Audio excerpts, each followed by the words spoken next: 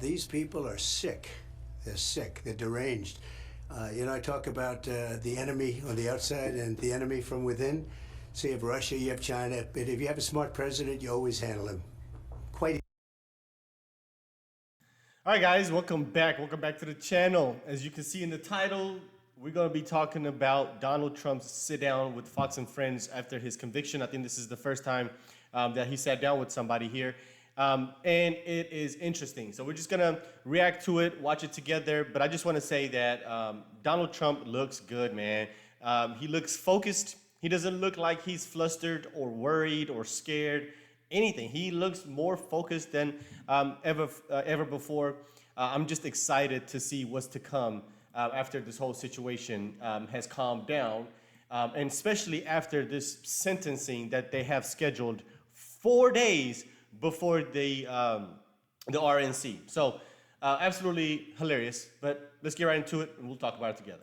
Well, look, I'm fighting for the Constitution. I'm fighting for the same thing that you three. I watch you all the time, and same thing that you do. You fight for freedom. You fight for your country. These people are sick. They're sick. They're deranged. I talk about the enemy on the outside and the enemy from within. So you have Russia, you have China, but if you have a smart president, you always handle him quite easily, actually. Yeah, and the enemy within is the most dangerous thing to our republic. It's the media, the mainstream media, and the Democratic Party that is more of a threat, in my opinion, than Russia, than China, than any other than North Korea. It's the it's the Democrats. It's the Democrats and these, well, really Republicans too, these rhinos that pretend to be Republican. And also the other Republicans with no backbone and are cowardly and will never do anything about the corruption that's coming from the Democratic Party. But once again, this is how major empires fall. It's not from the outside. It's always from within. It's from corruption within the government that destroys a great empire like the United States. Let's keep going. We have a lot of advantages, but the enemy from within, they are doing damage to this country. They want open borders. They want high interest rates. They now want to quadruple your taxes. Quadruple. All my life I watched politics, and it was always like politicians want to lower taxes, not quadruple them. There's a whole sickness going on right now. So it's called corruption. We're doing really well. It was a tough venue. We tried to get out of the venue. We tried to get out of the judge, but we tried to get out of both. Wouldn't even think about it. So we had probably maybe the worst area in the whole country for me, in terms of vote. I'm sure if I sat down and explained it to that section of the world, we could probably make progress. But one of the worst sections, and they always bring them in these sections. 100%. DC, there, places where Republicans, not just me, Republicans get like virtually no votes. 100%. But and AOC and Joy Reid, they've all admitted to that. There's clips of them admitting, saying that, hey, if this was not in New York, this wouldn't have happened. He wouldn't have been convicted, and the trial wouldn't even have happened. He wouldn't have been indicted on anything. But they admitted to that. They said because it's New York, ran by Democrats, is the reason that this actually happened. And that's another sign of corruption here. This is all politically motivated. If it was not, this would have happened years ago. Why wait the year of an election to try to silence a president? Lock up your political opponent. I'm telling you guys, this is incredible. I'm actually very impressed with the Democrats, with the level of corruption that's coming from their end. They've literally, the level that they've gone to win this election is impressive. It's astonishing. They've gone to the point of trying to lock up their political opponent. They've tried to smear him from day one as to be the one that's actually gonna ruin the democracy and overthrow the Constitution, while they were projecting the whole time. They were actually telling us what they were gonna do to Donald Trump when they were fear-mongering about what he was gonna do to them. It's incredible. I'm not gonna lie, I'm very impressed. I am very, very impressed. These Democrats are good at this corruption thing. They got the media working for them. They got Hollywood working for them. They got these liberals radicalized everywhere in this country. When something doesn't go their way, they got these people looting, rioting, destroying neighborhoods. These people are good. These people are good at what they do. And if this is how we're going to do politics here in America today, hey, Republicans got to step it up, baby. Y'all got to get to it. Y'all got to get with the program. This is not the old America anymore. They're locking people up because they don't want them to be president. This is what they do. The Democrats and the liberals and the mainstream media were talking crap about Russia and Putin, about him locking up his other political opponent a few years ago. These are the same people here. This same people. They're amazing. Amazing. The good news is that I think we've set a record beyond all records for fundraising. That's like a poll. And another one just came out just before I got in that we're 6 points higher than we were before. So I don't know if that holds up. I mean, I'm just not sure. But people get it. It's a scam. And the Republican Party is really, they've stuck. They stick together on this. They see it's weaponization of the Justice Department, of the FBI. And, you know, that's all coming out of Washington. You may think it's brag. Take a look at who opened the case. I'm not allowed to talk about it because I have a gag order. I'm probably, I guess, the first presidential nominee and the leading crooked Joe by a lot that's not allowed to talk. Crazy. Maybe during the election year. I'm telling you guys, these Democrats are good, bro. They got a gag order on their leading political opponent. He can't. And then they go on the media, they go on the mainstream media, talk crap about him and smear him all day, every day about this case, about him, just period. But then on the other hand, he can't defend himself. He can't go on there and say, tell his side of the story. These people are good, bro. This is crazy. This is sick, man. Me a big favor, who knows? But I'm not allowed to talk. I'm gagged. Nobody's ever heard of it. It's all coming out. It's weaponization, and it's a very dangerous thing. We've never had that in this country. They do have it in other countries, in South American countries. You know a little bit about it, right? Well, that actually leads me to my question. I think for a lot of Americans, what's happened to you feels foreign. Like, this has never happened here before. Yeah. But for Hispanic Americans, people coming from Latin America, this feels very familiar. Yeah. And in those countries, people are imprisoned. Instead of going to the ballot box and fighting there, they're on house arrest. They're told they can't run for office. What is your message? And by the way, I think a lot of Hispanic Americans, I hear from them, they're scared about what they see. What's your message to them about what happened to you and about how scared they are that our country is turning into the countries that they left behind, the corrupt, dysfunctional countries they left behind? And they are scared, and they're great people, and very entrepreneurial, great energy. And as you know, I'm doing very well with them. I mean, beyond anybody, I don't think anybody's ever had polling. Do you think this is why, a little bit? I think a little bit. And they've always liked me, and I've always liked them. You know, I've done well from the beginning. In 2016, I won the entire border along Texas, and they're all like 85%. And it's been great from the beginning, and now I'm leading. I think I'm leading over this guy that can't put two sentences together, that's destroying our country. Look, he's the worst president in the history of this country. And he's a danger to the country. And you know, they have misinformation. Donald Trump is a threat to democracy. It's just words. He doesn't even know what it means. But it's like their slogan, I'm a threat to democracy. I'm the opposite. They're the threat to democracy. Mr. President, I want to return to the verdict. And I want to explore something you've said several times already in the conversation. You've referenced these people.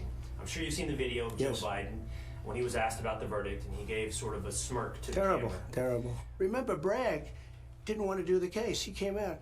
He said, there's no case, and how can you have a witness like so-and-so? I'm not allowed to mention the name. Can you believe this? This guy's allowed to have shows, television shows. I'm not allowed to mention the name. It's so unfair. But regardless, you know, you have to really play the hand that you're dealt. And then you had a jury that was, you know, from a certain persuasion. Would have been hard to do no matter what. But I did absolutely nothing wrong. I mean, absolutely. Think of it. You know, I hate when they say a bookkeeping, this and that. It's not.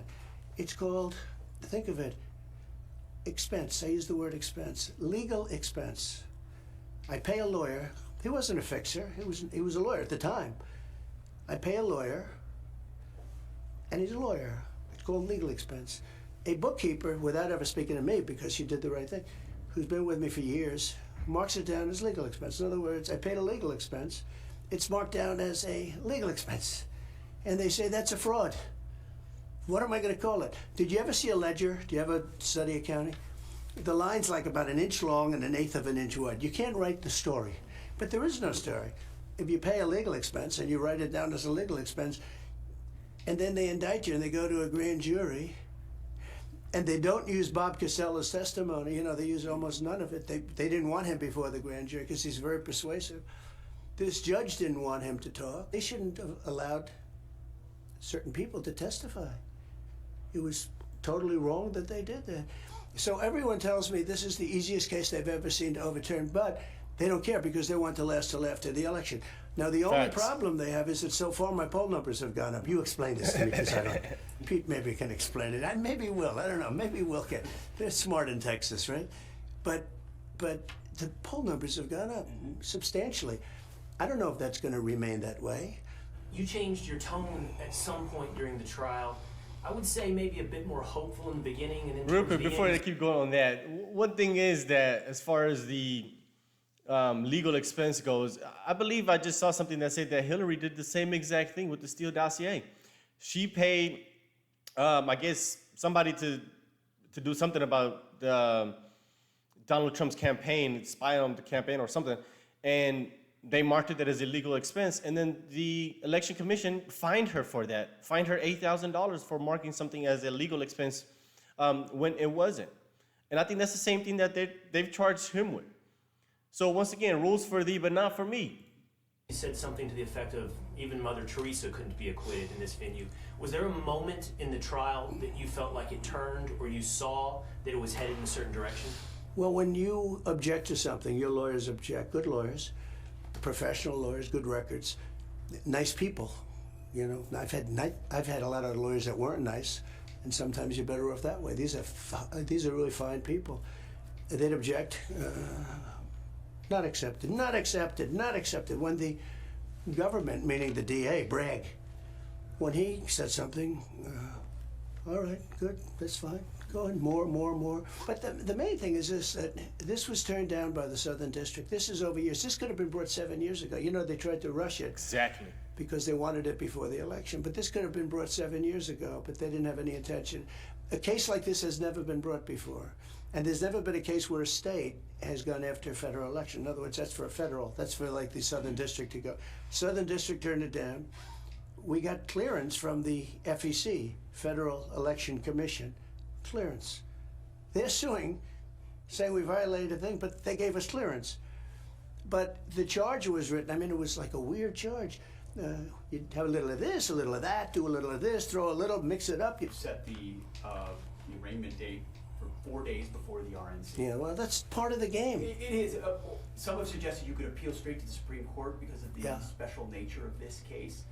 When it comes to the legal maze that you're still facing, and the judge could decide to say, hey, house arrest or even jail. How do you face what that could look I'm okay with it. I saw one of my lawyers the other day on television saying, oh no, you don't want to do that to the president. I said, you don't beg for anything, you just, the way it is. Think of it. They have all my books. You know, they went to, for 5 years they sued me getting my tax returns, right? At the end of 5 years, they got them. The Supreme Court actually gave it to them. That was the end of it. That was it. They never found anything. They hired the best accounting firms. I had a pure gold firm. They call it a gold-rated firm. I don't know. It's supposed to be. Who knows? But with all that stuff, for years you heard about my tax. They never looked into the Clinton Foundation. And they never found it. They never went all the way with the Clinton Foundation. They never went all the way with the Clinton Foundation, which is sort of interesting, isn't it? But so. That could happen. I don't know that the public would stand it. You know, I'm not sure the public would stand for it. With a, if they tried house arrest or I think it would be tough for the public to take. You know, at a certain point, there's a breaking point. People ask you, why do you do this? How can you do this? I mean, not to mention the rally after rally, the energy. But maybe the question isn't how do you do this over and over, but how does your family do this? All the obstacles, these are things you care about. Your ambitions for the country. What about everybody around you? So I think in many ways it's tougher on them than it is on me. They're good people, all of them, everyone. I have a wonderful wife who has to listen to this stuff all the time. They do that for this reason. they do that. All these salacious names that they put in of these people. And I'm not even allowed to defend myself because of a gag order. Think of it. But they put this stuff in to create havoc. These are bad people. I know everything they're doing. I know every move they make. I get it. But a lot of people don't. But it's tougher. I think it's probably, in many ways, it's tougher on my family than it is in me. You know, How's Melania doing? she's fine, but I think it's very hard for her. I mean, she's fine. But it's, you know, she has to read all this crap. What about Barron? People started to focus on Barron recently. He's amazing, actually, in a certain way. You know, he's tall, good-looking guy. He's a very good student, and he's applied to colleges and gets into everywhere he goes. You know, he's very sought after from the standpoint. He's a very smart guy. He's a very tall guy, but he's a great kid. He's cool. He's pretty cool, I'll tell you.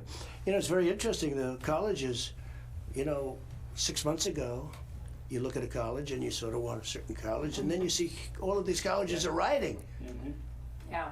Yeah. And maybe you want to go to a different kind of a college, because there's plenty of colleges that we also like that are different and they don't riot. That's the first part of our interview with former President Donald Trump. We'll be playing it throughout the morning. Again, it was an hour-and-a-half interview. That's a 10-minute chunk. And throughout the morning, we'll be playing different portions. I'm Steve Ducey. I'm Brian Kilmeade. And I'm Ainsley Earhart. There you have it. There you have it. Man, Trump 2024. I don't care what you got to tell me. I don't care if I got to write his name in. It don't matter. It doesn't matter if they can send him to Rikers, give him 10 years, 5 years, house arrest. They got to kill this man at this point. They literally have to take him out for me not to vote for him. It does not matter what he does, because now we've gotten more proof and evidence that the deep state is real.